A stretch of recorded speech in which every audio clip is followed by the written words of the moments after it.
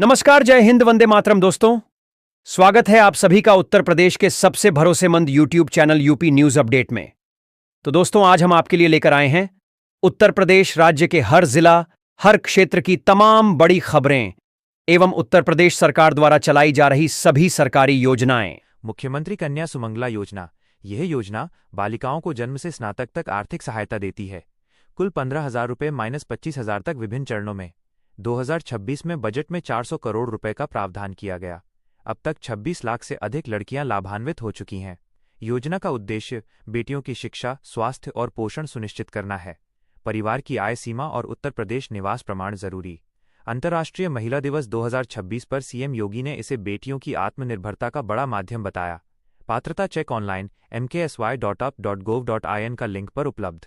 लाखों परिवारों पर आर्थिक बोझ कम हुआ। अगली खबर है कि महिला उद्यमी क्रेडिट कार्ड योजना महिलाओं को स्वरोजगार और बिजनेस शुरू करने के लिए आसान क्रेडिट और लोन मिलता है। 2026 में बजट में इस पर विशेष फोकस। ब्याज मुक्त या सब्सिडी वाले कैपिटल का प्रावधान। एसएचजी से जुड़ी महिलाओं को प्राथमिकता। लाखों महिलाएं अब उद्यमी बन रही हैं। अंतर्राष्ट्रीय महिला दिवस पर पिंक रोजगार महाकुंभ में 5,000 जोड़ महिलाओं को जॉब ऑफर मिले। यह योजना आर्थिक सशक्तिकरण और आत्मनिर्भर भारत से जुड़ी है। महिलाओं को बाजार पहुंच, ट्रेनिंग और फंडिंग में मदद। यूपी में महिला स्टार्टअप्स तेजी से बढ़ रहे हैं। अगली खबर है कि लखपति दीदी अभियान। एसएचजी आधारित ग्रामीण महिलाओं को एसएचजी के जरिए 1 लाख रुपए जोड़ सालाना कमाई का लक्ष्य। 2026-27 में योजना का विस्तार। 28 लाख जोड़ महिलाओं को लखपति बनाने का प्लान। बजट में करोड़ों का आवंटन। माइक्रो उद्यम, स्किल ट्रेनिंग, बाजार लिंकेज और पूंजी सहायता मिलती है। एसएचजी मार्ट्स जैसे केंद्र उत्पाद बेचने में मदद करते हैं। यूपी में लाखों महिलाएं अब सफल उद्यमी बनी। केंद्र और राज्य सरकार मिलकर चला रही हैं। ग्रामीण अर्थव्यवस्था में महिलाओं की बड़ी भूमिका बढ़ी। 2026 में कई महिलाएं लक्ष्य हासिल कर चुकी हैं। अगली खबर है कि महिला उद्यमी उत्पाद विपणन केंद्र योजना। 2026-27 बजट में नई घोषणा। 100 करोड़ रुपए आवंटित। ग्रामीण एसएचजी महिलाओं के उत्पादों को बेचने के लिए विशेष केंद्र एसएचजी मार्ट्स बनेंगे। 1 करोड़ महिलाओं तक पहुंचाने का लक्ष्य। उत्पादों की मार्केटिंग, ब्रांडिंग और ऑनलाइन ऑफलाइन बिक्री में सहायता। महिलाओं के हस्तशिल्प, खाद्य आदि को बढ़ावा। योजना से आय बढ़ने के साथ आत्मविश्वास भी मजबूत। यूपी सरकार की महिला सशक्तिकरण की बड़ी पहल। ग्रामीण क्षेत्रों में रोजगार सृजन। 2026 में कई केंद्र शुरू हो चुके या शुरू होने वाले हैं। अगली खबर है कि मिशन शक्ति। सुरक्षा जोड़ सशक्तिकरण। महिलाओं की सुरक्षा और सशक्तिकरण के लिए प्रमुख योजना। 181 helpline, 1 stop centre, skill development, छात्रावास और मोबिलिटी सपोर्ट, स्कूटी आदि शामिल। 2026 बजट में निराश्रित महिला पेंशन के लिए 3,500 करोड़ रुपए। कामकाजी महिलाओं के हॉस्टल के लिए करोड़ों का प्रावधान। Safe city project, CCTV, anti Romeo squad मजबूत। महिला दिवस 2026 पर सीएम योगी ने कहा, यूपी में बेटियां सुरक्षित। मेधावी छात्राओं को स्कूटी योजना भी तेज। कुल मिलाकर सुरक्षा, शिक्षा और आर्थिक मदद पर फोकस। आज उत्तर प्रदेश के कई जिलों में मौसम अचानक बदल गया है।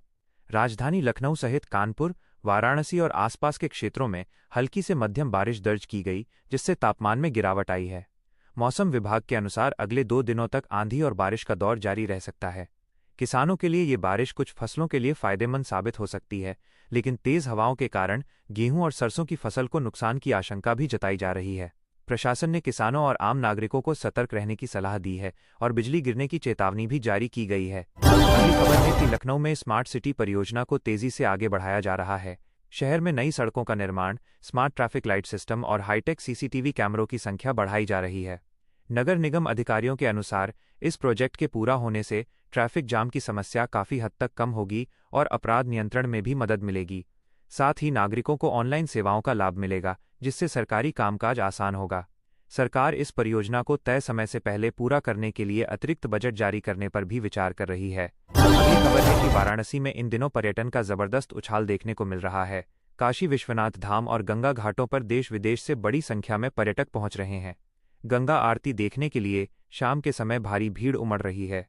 होटल, गेस्ट हाउस और धर्मशालाएं लगभग फुल चल रही हैं, जिससे स्थानीय कारोबारियों को अच्छा फायदा हो रहा है।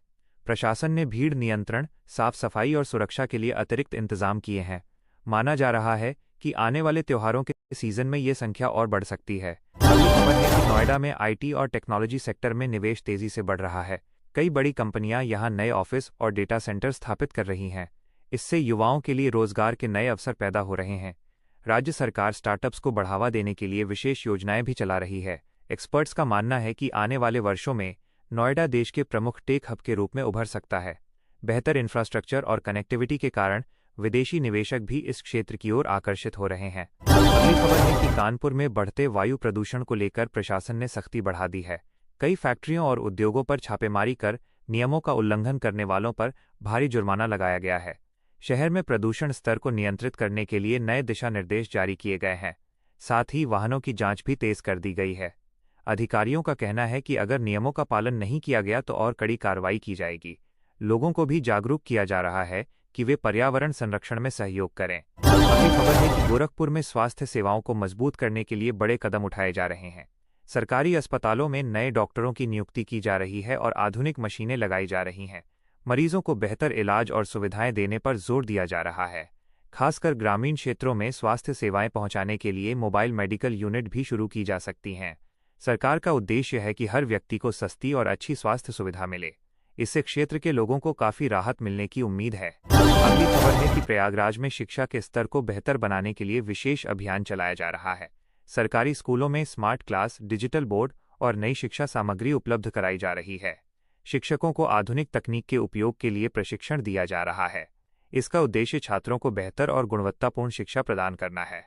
अधिकारियों का कहना है कि इससे छात्रों के परिणामों में सुधार होगा और वे प्रतियोगी परीक्षाओं के लिए बेहतर तैयारी कर सकेंगे। अगली खबर है कि मेरठ में खेल सुविधाओं को बढ़ाने के लिए बड़े स्तर पर काम हो रहा है।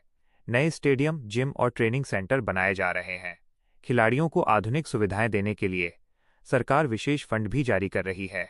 मेरठ पहले से ही खेल उद्योग के लिए प्रसिद्ध है और अब इसे खेल हब के रूप में विकसित करने की योजना है। इससे युवाओं को खेलों में करियर बनाने का बेहतर मौका मिलेगा और राज्य का नाम राष्ट्रीय व अंतर्राष्ट्रीय स्तर पर रोशन होगा।